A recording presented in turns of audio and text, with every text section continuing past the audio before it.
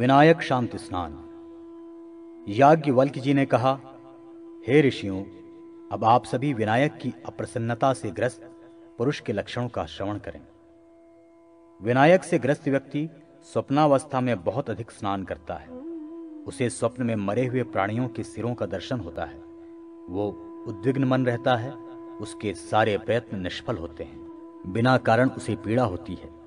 विनायक की अप्रसन्नता से युक्त होने पर राजा राज्य से वंचित रहता है, कुमारी पति से वंचित रहती है तथा गर्भिणी स्त्री पुत्र लाभ से वंचित रहती है।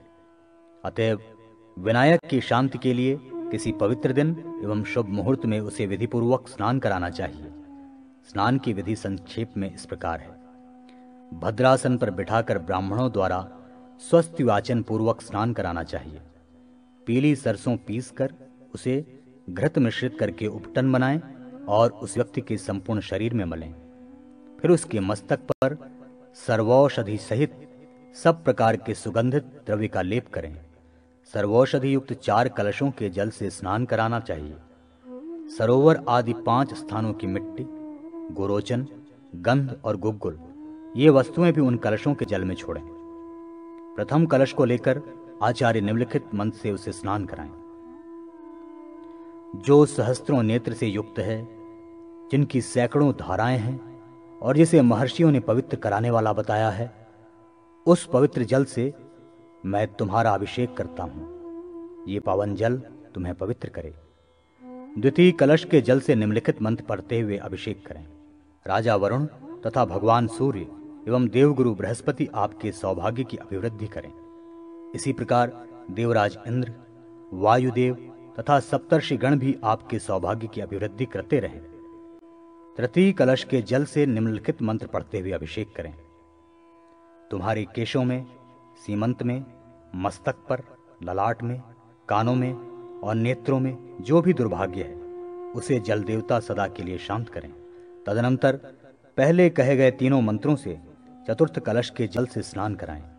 इसके बाद बाएं हाथ में कुशा लेकर स्नान किए हुए प्राणी के सिर को कुश से स्पर्श करते हुए ब्राह्मण को संयमित होकर गूलर की लकड़ी से निर्मित श्रुवा के द्वारा सारशप तेल से अग्नि में आहुति प्रदान करनी चाहिए। आहुति देने वाले के लिए यह मंत्र विहित है। इसके अनंतर लौकिक अग्नि में स्थाली पाक विधि से चरु पकाकर उससे सभी निर्दिष्ट विनायक नाम वाले स्वाहा युक्त 6 मंत्रों से उसी लौकिक अग्नि में ही हवन कर अवशिष्ट अविशेष के द्वारा इंद्र, अग्नि, यम आदि को भी बलि देनी चाहिए। तत्पश्चात किसी चतुष्पथ पर कुशों का आसन बिछाकर उसमें पुष्प, गंध, उंडेरक की माला, कच्चे पक्के चावल, घृत मिश्रित पुलाव, मूली, पूड़ी, पुआ, दही, पायस, घृत, गुड़पिष्ट, लड्डू तथा इक्षु इन सभी सामग्रियों को एकत्र करके रख दें। तदनंतर विनायक जननी भगवती अंबिका का उपस्थान करें और हाथ जोड़कर अर्घ्य प्रदान करें। पुत्र जन्म की कामना करने वाली स्त्री को दूर्वा और सरसों के पुष्पों से भगवती दुर्गा की अर्चना करके स्वास्थ्य वाचन के साथ इस प्रकार उनकी प्रार्थना करनी चाहिए। हे भगवती, आप मुझे रूप, यश और ऐश्वर्य प्रदान करें।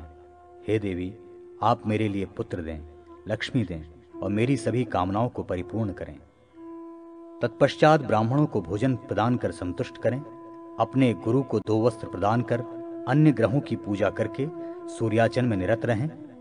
इस प्रकार विनायक और ग्रहों का पूजन करके मनुष्य अपने सभी कार्यों में सफलता प्राप्त करता है। ग्रह शांति निरूपण। याज्ञवल्क्य जी ने कहा, हे मुनियों, लक्ष्मी एवं सुख शांति के इच्छुक तथा ग्रहों की दृष्टि से दुखित जनों को ग्रह शांति के लिए तत्संबंधित यज्ञ करना चाहिए। विद्वानों के द्वारा सूर्य, सोम, मंगल, बुध, बृहस्पति, शुक्र, शनि, राहु और केतु ये 9 ग्रह बताए गए हैं। इनकी अर्चना के लिए इनकी मूर्ति क्रमशः इन द्रव्यों से बनानी चाहिए: ताम्र, स्फटिक, रक्तचंदन, स्वर्ण, सुवर्ण, रजत, अयस, सीसा तथा कांस्य। अर्थात सूर्य ग्रह के लिए ताम्र धातु, चंद्र के लिए स्फटिक, मंगल के लिए रक्तचंदन, बुध एवं बृहस्पति के लिए स्वर्ण, शुक्र के लिए रजत, शनि के लिए लोहा, राहु के लिए सीसा तथा केतु के लिए कांस्य धातु प्रशस्त है। सूर्य का वर्ण लाल, चंद्रमा का सफेद, मंगल का लाल, बुध तथा बृहस्पति का पीला, शुक्र का श्वेत, शनि, राहु और केतु का काला वर्ण होता है। इसी वर्ण के इनके द्रव्य भी होते हैं। एक पाटे पर वस्त्र बिछाकर ग्रह वर्णों के अनुसार निर्दिष्ट द्रव्यों के द्वारा विधि पूर्वक उनकी स्थापना तथा पूजा होम करें। उन्हें सुवर्ण, वस्त्र तथा पुष्प समर्पित करें। उनके लिए गंध, बलि, धूप, गुग्गुल भी देना चाहिए। तत्पश्चात मंत्रों के द्वारा प्रत्येक ग्रह देवता के लिए निमित्त चरु पदार्थ अर्पित करना चाहिए।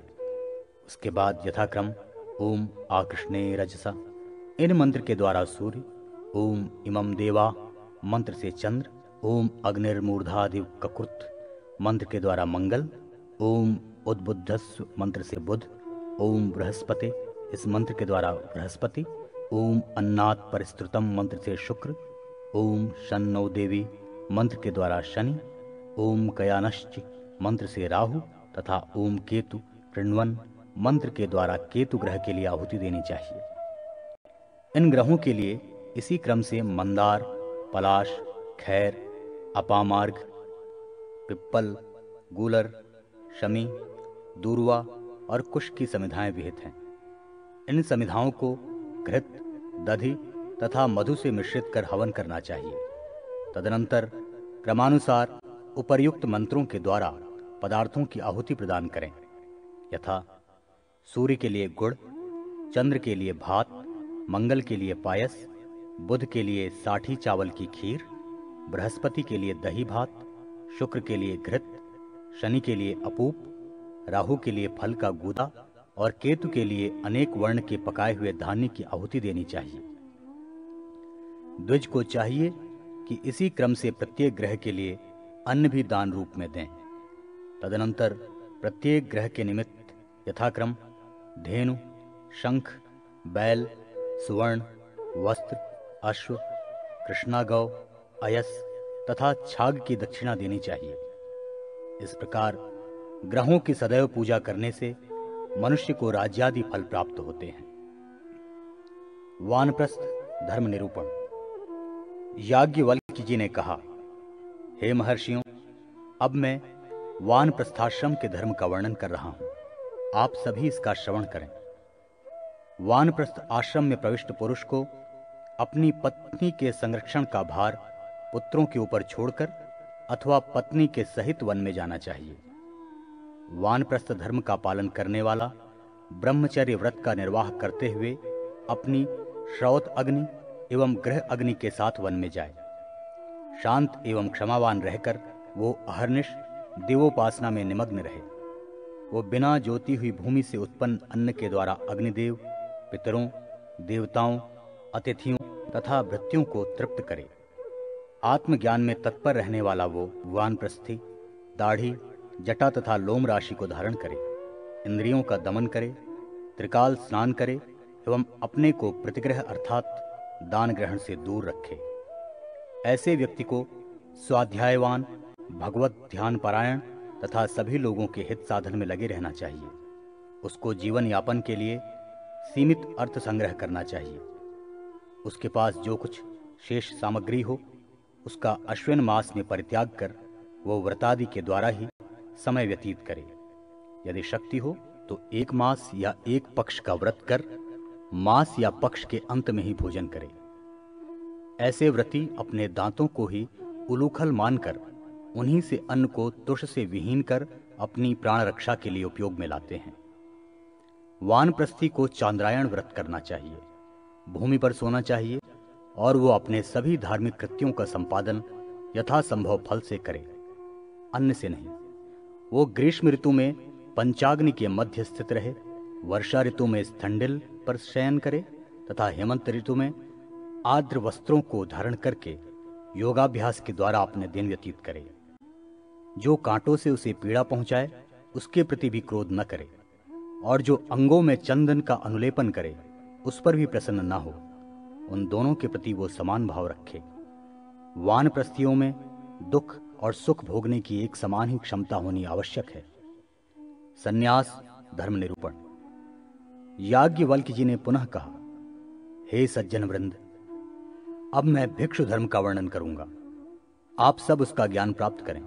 गृहस्थाश्रम एवं वानप्रस्थाश्रम में विहित सभी शौच इष्टियों को संपन्न कर सर्ववेद संबंधी दक्षिणा जिस इष्टि में विहित है, उस प्रजापत्य इष्टि को भी प्रसन्न करके अंत में वेद विहित विधान से समस्त शौताग्रियों को अपने में आरोपित करके संन्यास ग्रहण किया जा सकता है।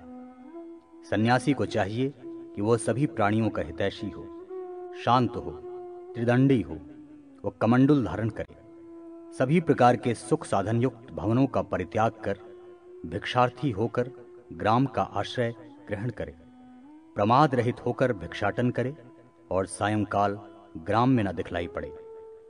जो ग्राम भिक्षुओं से रहित हो, वहां पर वो लोभ शून्य होकर प्राण धारण मात्र के लिए भिक्षा मांगे।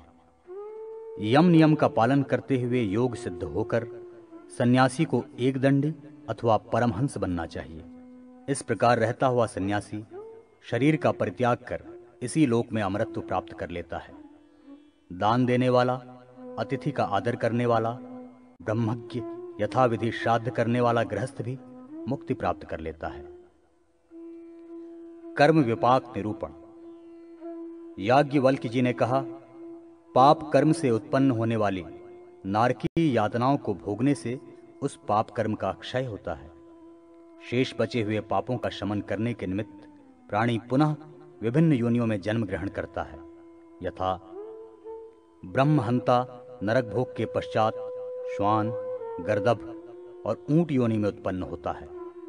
मदिरापाई व्यक्ति मेंढक और जुआ होता है। सुवर्ण का चोर कृमिकीट तथा गुरुतल्पगामी घास फूस आदि की योनि में जन्म लेता है। इन योनियों में पाप शमन होने के पश्चात वे ब्रह्म हत्यादि के पापी पुनः यथाक्रम क्षय रोगी, काले दांत वाले, कुत्सित नख वाले तथा शिपिविष्टक होकर जन्म ग्रहण करते हैं। अथवा ये सभी दोष उन प्राणियों की संतति में प्रकट होते हैं। अन्न की चोरी करने वाला रोगी, वचन देकर उसका पालन न करने वाला गूंगा, धान्य का अपहरण करता अधिक अंगों वाला, चुगलखोर, दुर्गंध से युक्त नाक वाला, तेल का चोर टैलपाई अर्थात तिलचट्टा कीट, अविद्यमान दोष की सूचना देने वाला दुर्गंध युक्त मुख वाला होता है। ब्राह्मण के धन का हरण करने वाला तथा कन्या को खरीदने वाला व्यक्ति वन में राक्षस या बैल होता है। रत्न का अपहरण करता हीन जाति और शाकपात का चोर मयूर योनि में जन्म लेता है। पुष्प का चोर छुछुंदरी, धान्यापहारी मूषक, फल का चोर वानर, पशुओं का हरण करने वाला बकरी तथा दूधहर्ता काक योनि में जन्म लेता है। मांस, वस्त्र और नमक की चोरी करने वाले मनुष्य यथाक्रम गृध्र, श्वेतकुष्ठी तथा चीरी की योनि प्राप्त करते हैं। उस फल को भोगकर वे तिर्यक योनि में उत्पन्न होते हैं। इस प्रकार भोग भोगने के पश्चात ये लक्षण भ्रष्ट पतित जन दूसरे जन्म में दरिद्र या पुरुषाधम होते हैं। तत्पश्चात अपने सत्कर्मों से निष्कलुष होकर वे योगी के महान कुल में जन्म लेते हैं और सुलक्षणों से युक्त होते हुए वे धन धान्य से संपन्न हो जाते हैं। प्रायश्चित विधान एवं सांतपन, कृच्छु, पराक तथा चांद्रायण आदि व्रतों का विविध स्वरूप। याज्ञवल्क्य जी ने पुनः कहा, हे मुनियों, विहित कर्म न करने से, निंदित कर्म का आचरण करने से एवं इंद्रिय निग्रह न करने के कारण मनुष्य अधोगति को प्राप्त करता है। अतएव आत्मशुद्धि के लिए प्रयत्न पूर्वक प्रायश्चित करना चाहिए। इस प्रकार प्रायश्चित कर्म करने से उसकी अंतरात्मा प्रसन्न हो जाती है और लोक भी उसके साथ प्रसन्नता पूर्वक व्यवहार करता है। प्रायश्चित से पाप का विनाश भी हो जाता है। प्रायश्चित न करने वाले तथा पश्चाताप से रहित पापीजन पाप के प्रभाव से महारौरव नरक से भी महाभयंकर तमिस्त्र, लोहशंकु, पूतिगंध, हंसाब, लोहितोद, संजीवन, नदीपथ, महानिलय, काकोल, अंधतामिस्र तथा तापन नामक नरक में जाते हैं।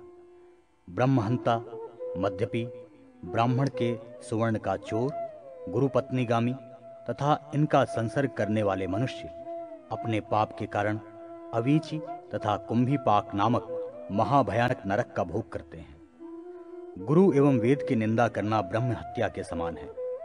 निषिद्ध पदार्थ का भक्षण, कुटिलतापूर्वक आचरण और रजस्वला स्त्री का अधरपान मदिरापान नामक महापातक के सदृश माना जाता है। अश्व तथा रत्नादि का अपहरण सुवर्ण चोरी के महापाप की भांति होता है। मित्र की पत्नी, अपनी अपेक्षा उत्तम जाति की कन्या, चांडाली और बहन तथा पुत्रवधू के साथ सहवास करना गुरुपत्नी गमन के समान महापाप स्वीकार किया गया है। इसी प्रकार माता पिता की बहन, मामी, विमाता, आचार्य पुत्री, आचार्य पत्नी तथा पुत्री के साथ रमण करने वाला व्यक्ति गुरुपत्नीगामी के समान ही महापातकी होता है।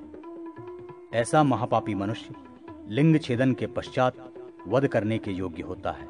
इस प्रकार के पाप में यदि स्त्री सकाम होकर संश्लिष्ट होती है तो उसके लिए भी इसी प्रकार का प्रायश्चित विधान कहा गया है। गोहत्या, व्रात्यता, चोरी, ऋण न लौटाना तथा देव, ऋषि एवं पितृ ऋण से मुक्त होना, अधिकारी होते हुए भी अज्ञाध्यान न करना, बिक्री न करने योग्य लवण आदि का विक्रय करना, परिवेदन, रुपए लेकर अध्ययन कराने वाले से अध्ययन करना, रुपए लेकर अध्यापन करना, परस्त्री के साथ सहवास, परिवित्य, प्रतिषिद्ध, सूद से जीविकायापन, नमक का उत्पादन, स्त्रीवध, शूद्रवध, अधीक्षित वैश्य तथा क्षत्रिय का वध करना और निंदित धन से जीविका चलाना, नास्तिकता, व्रत का लोप, सुत विक्रय, माता पिता तथा मित्र का परित्याग, तालाब उद्यान का विक्रय, कन्या को दूषित करना, बड़े भाई की उपेक्षा करके अज्ञाध्यान तथा विवाह करने वाले को यजन कराना तथा ऐसे व्यक्ति को कन्यादान करना, गुरु से अतिरिक्त के साथ कुटिलता करना, व्रत का लोप, केवल अपने लिए भोजन बनाने वाला, मद्यपान करने वाली स्त्री का संपर्क, स्वाध्याय, अग्नि, पुत्र तथा बंधु का परित्याग, असत शास्त्र का अध्ययन, भार्या एवं अपना विक्रय, ये सभी निंदित कर्म उपपातक कहे गए हैं।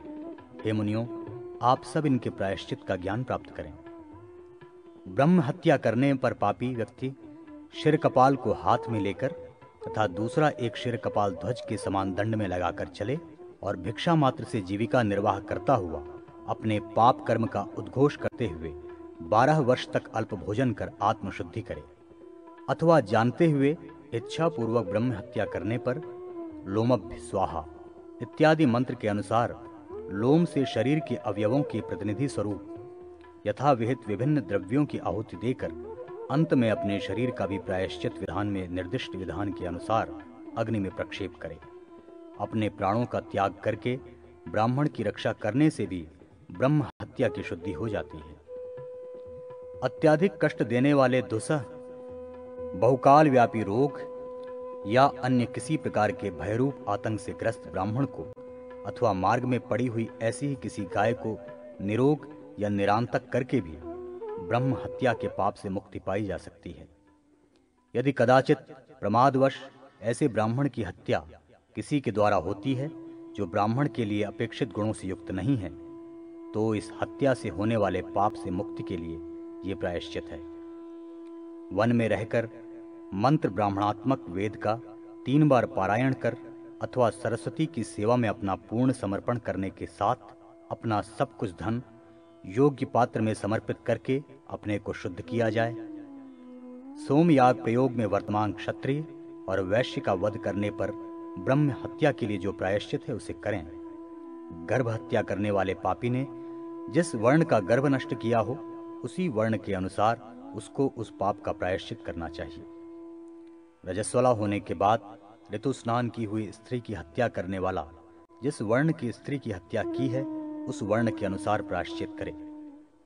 हत्या करने के लिए उद्यत होने पर यदि हत्यारे को उस कृत्य में सफलता नहीं प्राप्त होती है तो भी वो हत्या के पाप से मुक्त नहीं है, उसको उस पाप का प्रायश्चित करना चाहिए। सोमयाग के लिए दीक्षित ब्राह्मण की हत्या करने पर ब्रह्म हत्या के लिए विहित प्रायश्चित का दुगना प्रायश्चित व्रत करे।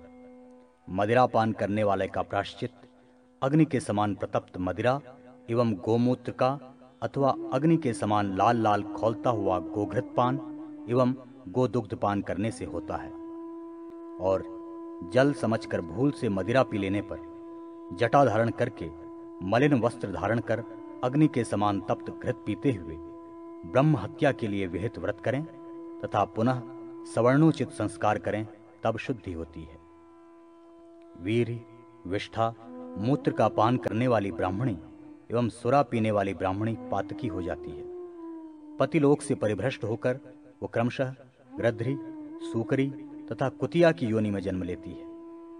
ब्राह्मण के सुवर्ण की चोरी करने वाले द्विज को चाहिए कि वो राजा को मूसल समर्पित करके अपने चौर्य कर्म का उद्घोष करे। तत्पश्चात उस मूसल के आघात से वो मृत्यु को प्राप्त हो या जीवित, दोनों दशा में पवित्र हो जाता है। ऐसा द्विज अपने तौल के बराबर सुवर्ण देकर भी आत्मशुद्धि कर सकता है। जो गुरु पत्नी के साथ सहवास करता है, उसको दहकती हुई लौहमयी स्त्री प्रतिमा के साथ शयन करके अपने शरीर का परित्याग करना चाहिए, अथवा अपना लिंग और अंडकोश काटकर नैकृत्य दिशा में फेंक देना चाहिए और शरीर पर्यंत पीछे मुंह करके चलता रहे। अथवा वो दुरात्मा 3 वर्ष प्रजापत्य तथा कृच्छ व्रत का पालन करे या 3 मास तक चांद्रायण व्रत एवं वेद संहिता का पाठ करके भी वो उस पाप से विमुक्त हो सकता है। गोवध करने वाले पापी को पंचगव्य पान कर 1 मास तक संयमित जीवन व्यतीत करना चाहिए। वो गोष्ठ में निवास करते हुए गौओं का अनुगमन तथा गौ का दान करे। चांद्रायण व्रत करने से उपपातकों की शुद्धि होती है। 1 मास तक दुग्धपान अथवा पराक नामक व्रत करके उन उपपातकों से शुद्धि प्राप्त की जा सकती है।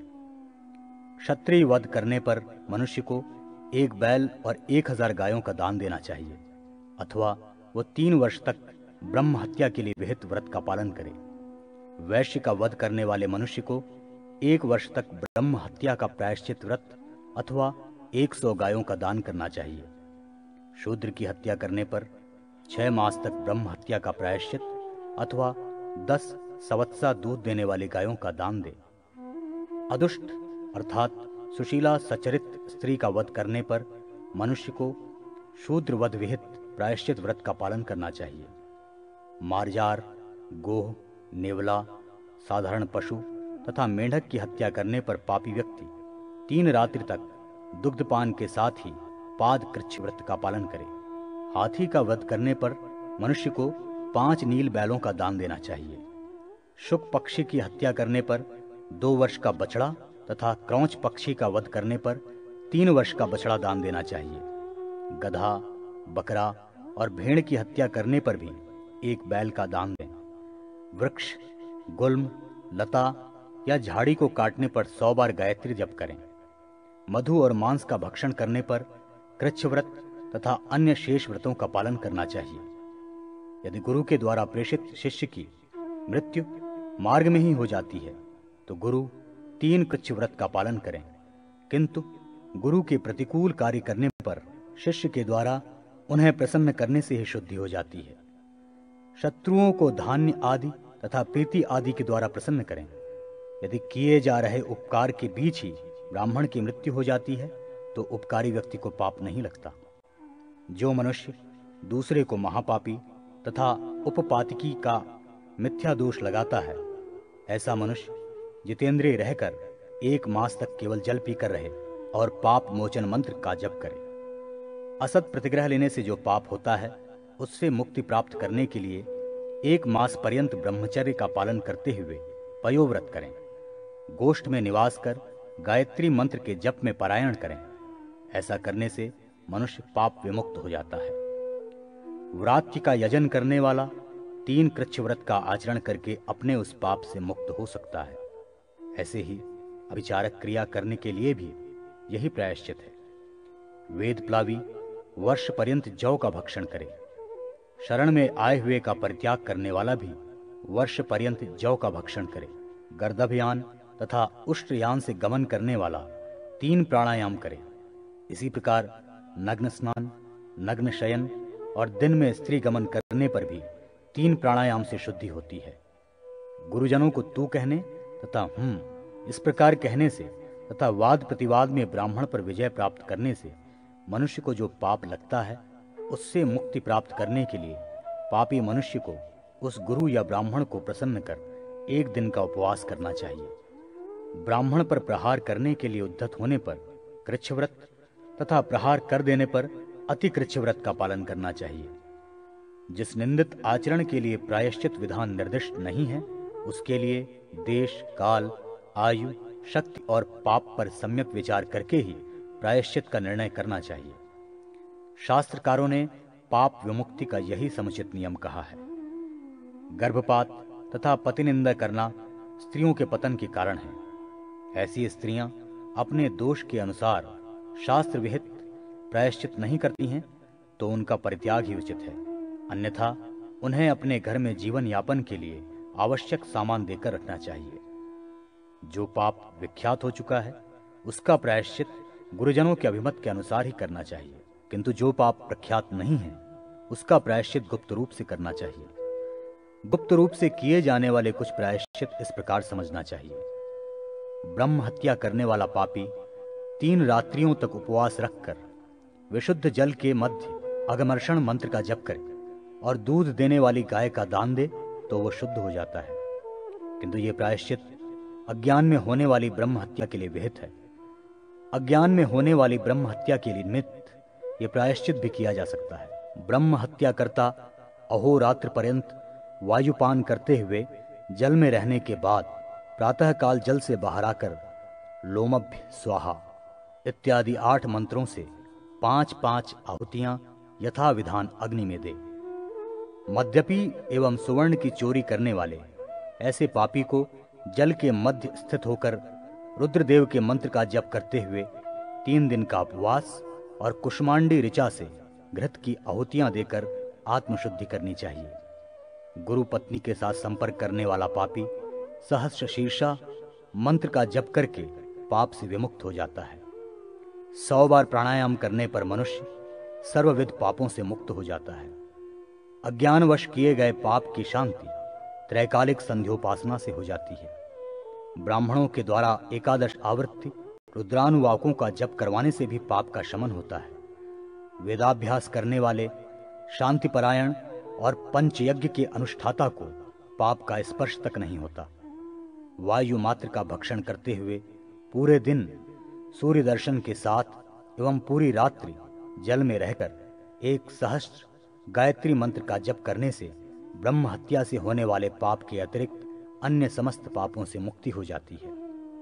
ब्रह्मचर्य, दया, क्षमा, भगवत ध्यान, सत्य, निष्कपटता, अहिंसा, अस्तेय, माधुर्य और दम ये 10 यम माने गए हैं। स्नान, मौन, उपवास, यज्ञ, स्वाध्याय, इंद्रिय निग्रह, तपस्या, अक्रोध, गुरु भक्ति और पवित्रता ये 10 नियम कहे गए हैं। गोदुग्ध, गोदधि, गोघृत, गोमूत्र तथा गोमय को पंचगव्य कहते हैं। इस पंचगव्य का कुशोदक के साथ पान कर प्रति दूसरे दिन उपवास करें। इस तरह 2 रात्रि का कृच्छ सांतपन व्रत होता है। पहले दिन गोदुग्ध, दूसरे दिन गोदधि, तीसरे दिन गोघृत, चौथे दिन गोमूत्र, 5वें दिन गोमय, 6ठे दिन कुशोदक मात्र और 7वें दिन कुछ भी न लेकर शुद्ध उपवास कर जो व्रत पूर्ण किया जाता है वही महासांतपन नामक व्रत कहा जाता है। पलाश, गूलर, कमल, बिल्वपत्र इनमें से एक एक को एक एक दिन जल में पकाकर उसी जल को क्रमशः एक एक दिन पीकर 4 दिन रहें एवं 5वें दिन कुशोदक मात्र पीकर जिस व्रत का पालन किया जाता है उसको पर्ण कृच्छ व्रत कहते हैं। तप्त कृच्छ व्रत में व्रती को पहले दिन गरम गोदुग्ध, दूसरे दिन गरम घृत, तीसरे दिन गरम जल का प्राशन, चौथे दिन उपवास करना चाहिए। ये पवित्र करने वाला महातप्त कृच्छ व्रत है। पहले दिन एक भक्त व्रत, दूसरे दिन नक्त व्रत अर्थात 24 घंटे में एक बार, तीसरे दिन अयाचित अन्न का भोजन करना, चौथे दिन पूर्ण उपवास करने पर पादकृच्छ व्रत होता है। इसी पादकृच्छ व्रत को 3 बार करने से प्रजापात्यकृच्छ व्रत होता है। प्रजापत्य व्रत के अनुसार भोजन और उपवास का नियम किया जाए, परंतु भोजन के रूप में उतना ही अन्न ग्रहण किया जाए जितना एक हाथ में आता हो। इस तरह 4 दिन का उपवास करने से अतिकृच्छ व्रत हो जाता है। 21 दिन का जल या दूध मात्र लेकर अतिकृच्छ व्रत का पालन करने से वो कृच्छातिकृच्छ व्रत होता है। 12 दिन पूर्ण उपवास करने पर एक पराक व्रत होता है। पहले दिन जिनसे तेल निकाल लिया गया है ऐसे तिल, दूसरे दिन माण, तीसरे दिन मट्ठा, चौथे दिन जल तथा 5वें दिन सत्तू का आहार कर 6ठे दिन उपवास करना सौम्य कृच्छ व्रत कहलाता है। इस सौम्य कृच्छ व्रत में बताए गए पदार्थों का एक दिन के स्थान पर 3-3 दिन तक क्रमशः 15 दिन तक चलने वाला तुला पुरुष संज्ञक कृच्छ व्रत होता है। अर्थात इस व्रत में 3 रात्रियों तक निःसृत तेल वाले तिल, 3 रात्रियों तक माण, 3 रात्रियों तक मट्ठा, 3 रात्रियों तक जल तथा 3 रात्रियों तक सत्तू का भोजन करके एक दिन का उपवास करना चाहिए। शुक्ल पक्ष में विधि वृद्धि क्रम से मयूर के अंडे के समान मात्रा वाले एक भोजन ग्रास का अधिक आहार करते हुए पूर्णिमा तिथि को यह क्रम समाप्त करके पुनः कृष्ण पक्ष में प्रतिदिन एक अन्न ग्रास का भक्षण क्रम से घटाते हुए चतुर्दशी तिथि को 1 ग्रास भोजन करें एवं अमावस्या को उपवास करें। ये चांद्रायण व्रत है। चांद्रायण व्रत का अन्य प्रकार ये है, पूरे मास में 240 ग्रास मात्र हविष्यान्न ग्रहण किया जाए। इन व्रतों में ये आवश्यक है कि प्रातः, मध्याह्न एवं सायंकालीन स्नान करके पवित्र संज्ञक विशेष मंत्रों का जप करें तथा गायत्री मंत्र से पिंडग्रास को अभिमंत्रित कर उसे ग्रहण करें। जिन पापों का प्रायश्चित शास्त्रों में नहीं बताया गया है उन पापों से भी शुद्धि चांद्रायण व्रत से हो जाती है, किंतु पाप के निवारण के लिए प्रायश्चित रूप में नहीं अपितु पुण्य प्राप्त करने की दृष्टि से जो इस चांद्रायण व्रत का अनुष्ठान करता है उसको चंद्रलोक की प्राप्ति होती है। इसी प्रकार पुण्य प्राप्त करने के लिए ही जो कृच्छ व्रत करता है वो महान ऐश्वर्य का लाभ प्राप्त करता है।